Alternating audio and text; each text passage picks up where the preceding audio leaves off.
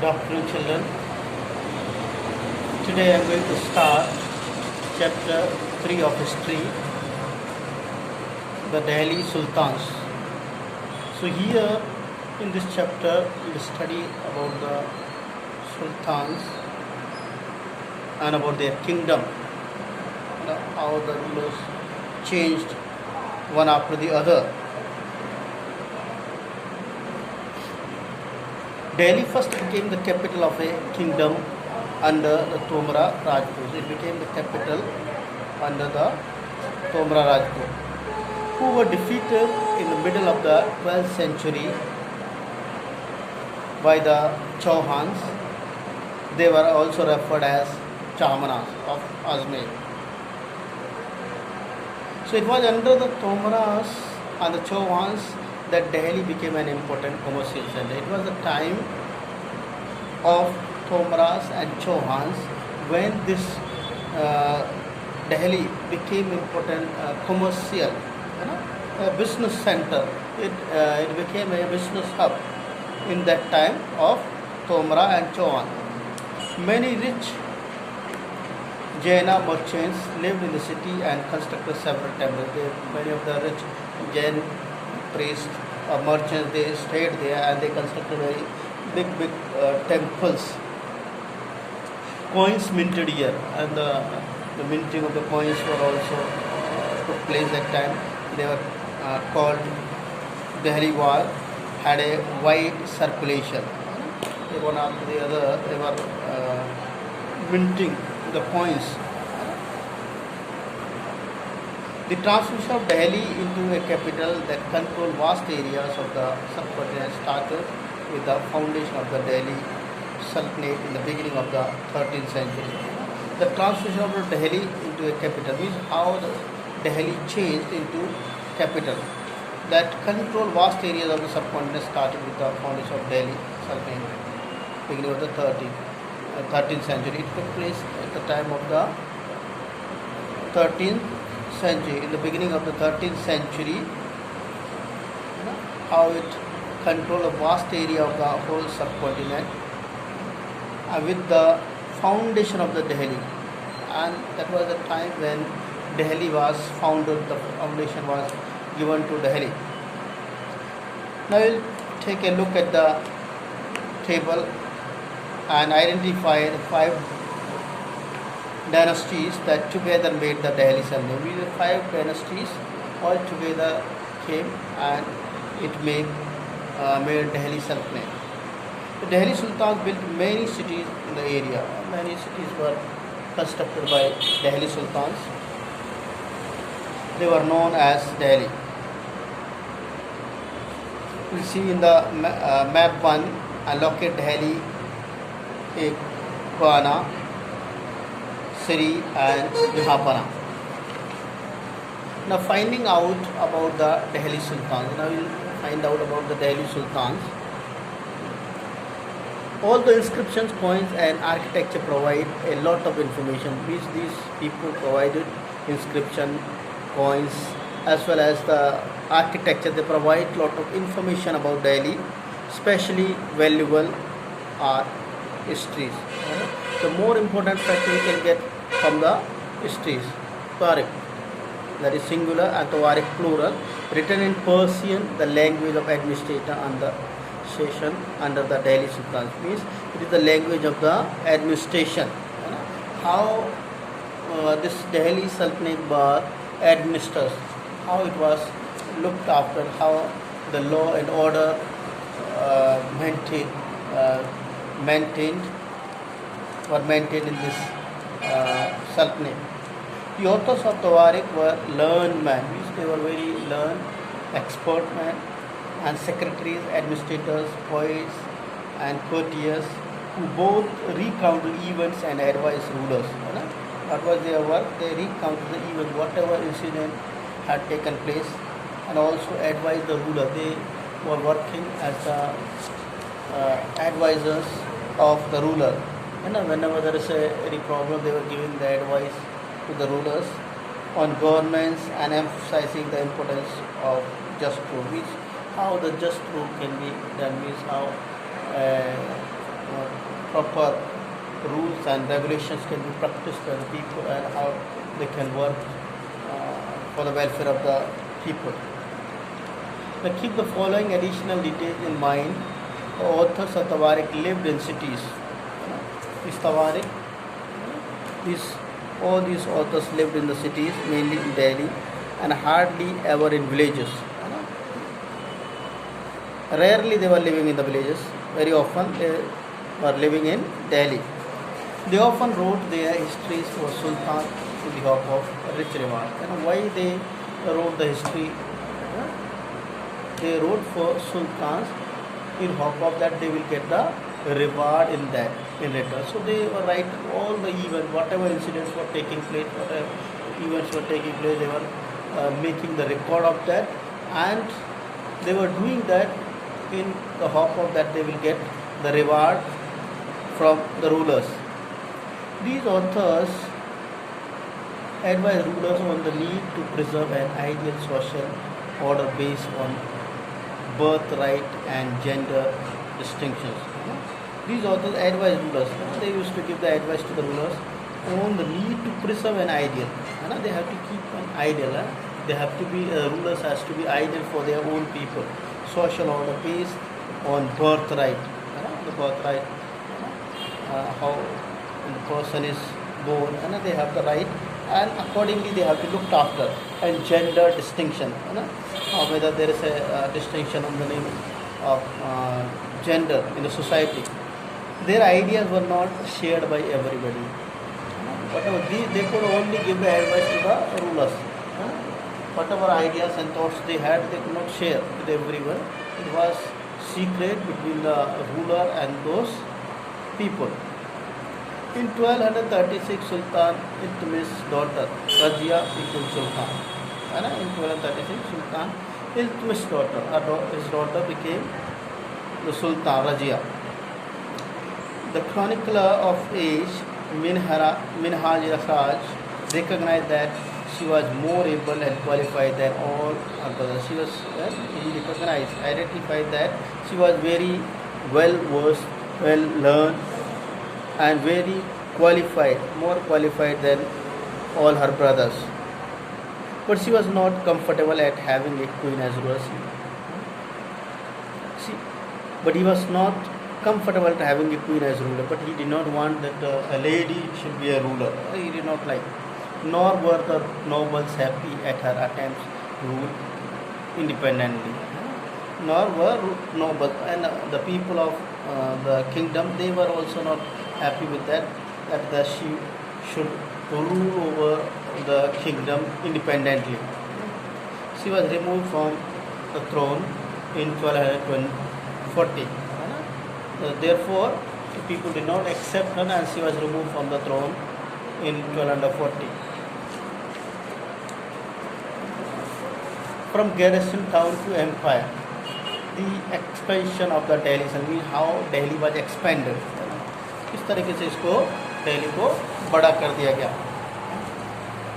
In the early 13th century, the control of Delhi Sultan rarely went beyond heavily fortified towns occupied by garrisons. In the early 13th century, the control of Delhi Sultan rarely went beyond heavily. Their control rarely, very hardly went beyond the heavily fortified towns occupied by the garrisons. Garrisons were fortified settlement with soldiers. Means they had got their own limitation, and accordingly they were ruling, and their rule was up to that garrison only. They could not rule over the dynasty of other kingdoms. The Sultan seldom controlled the hinterland of the cities and were therefore dependent upon trade, tribute or plunder for supplies. The Sultan seldom controlled the hinterland.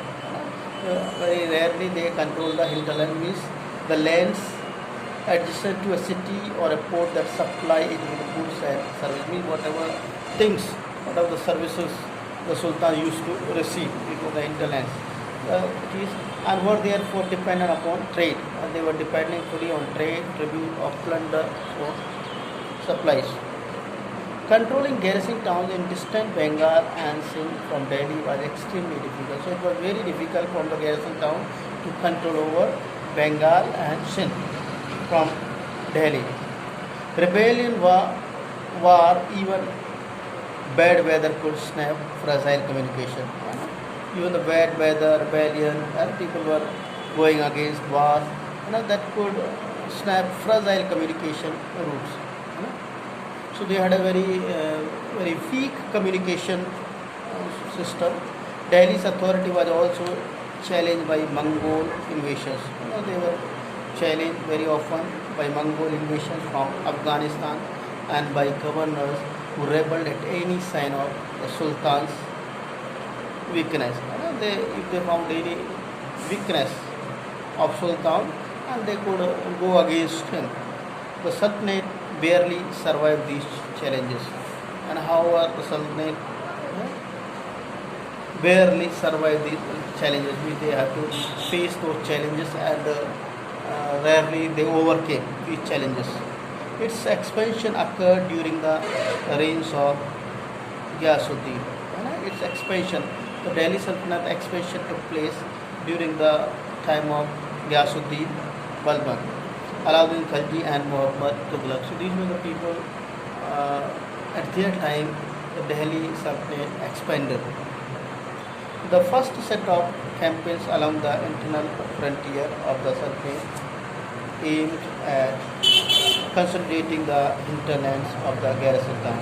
The first set of campaigns along the internal frontier of the Sultanate aimed at consolidating the hinterlands of the garrison. It has to be consolidated. It has to be separated. During these campaigns, forests were cleared in the Ganga Yamuna Doab. During these campaigns, forests were cleared. All the forests were cleared. The Ganga Yamuna Doab, and hunter-gatherers and pastoralists expelled from their habitats. So they started expelling from their habitats.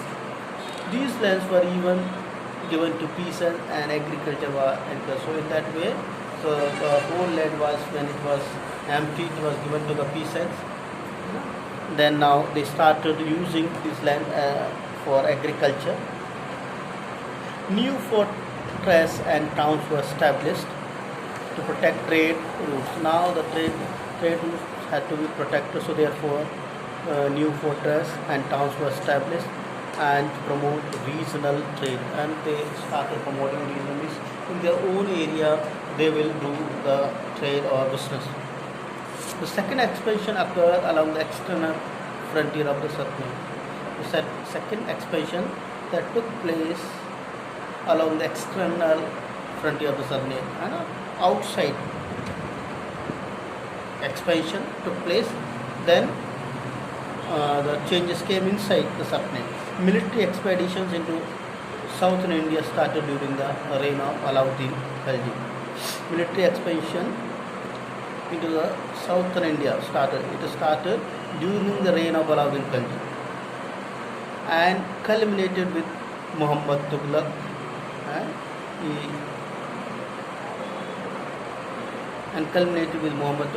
In their campaigns, Sultanate armies captured elephants. So in their Sultanate, the armies captured elephants. They had elephant horses and slaves and carried away precious metals. They had taken all these things with them.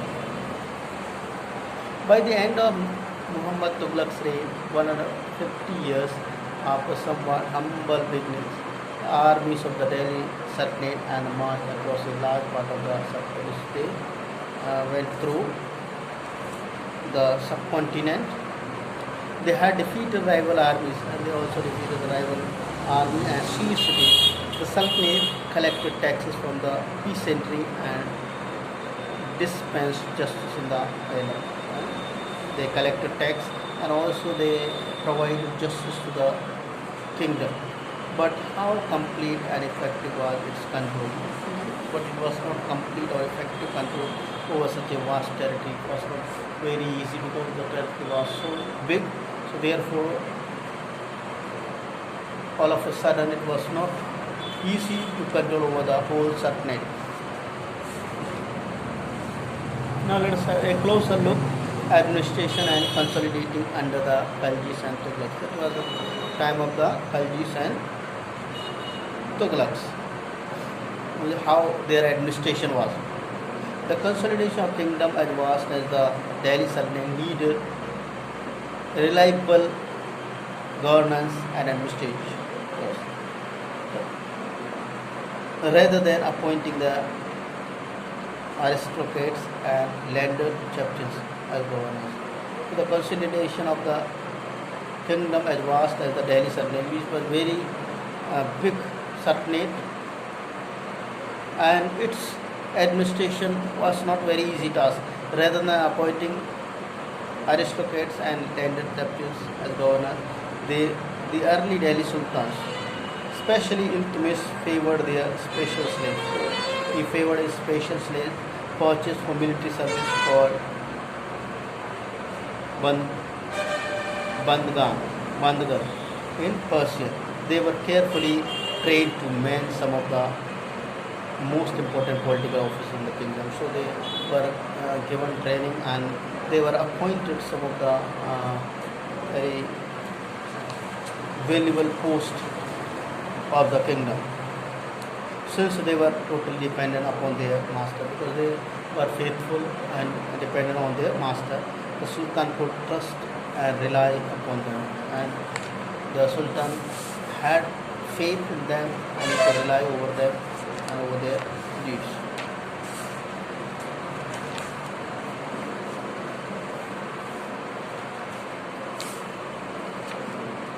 So the Sultan in the 15th and the 16th century. So how the Sultans in 15th and 16th century lived.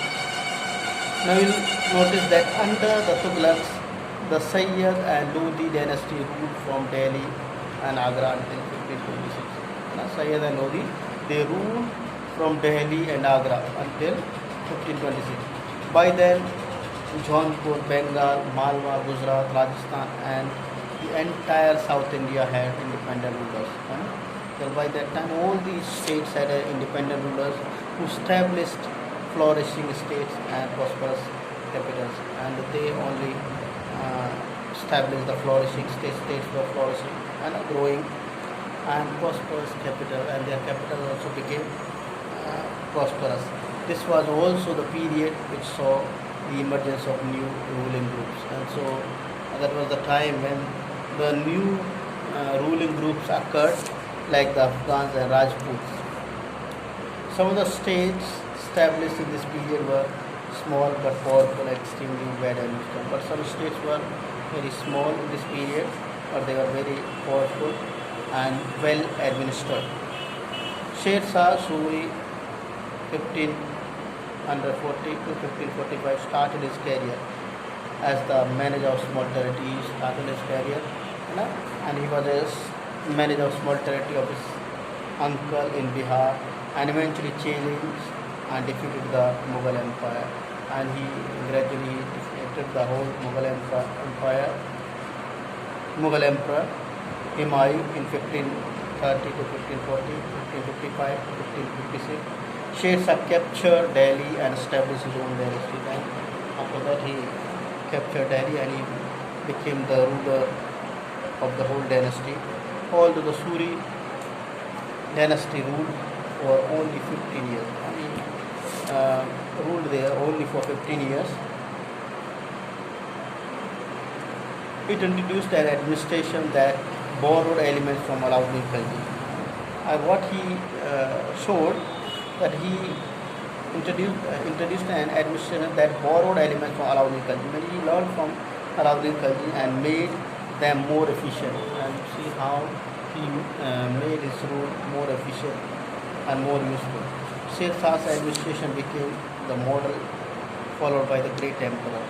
So Sher Shah's administration became the model followed by the great emperor Akbar. Akbar started ruling over, then Sher Shah continued, and he became a model for others when he consolidated the Mughal Empire, when he consolidated the whole Mughal Empire. So in this way, the explanation of this chapter gets over. Go through it and read the chapter, then you will understand in a better way. Thank you.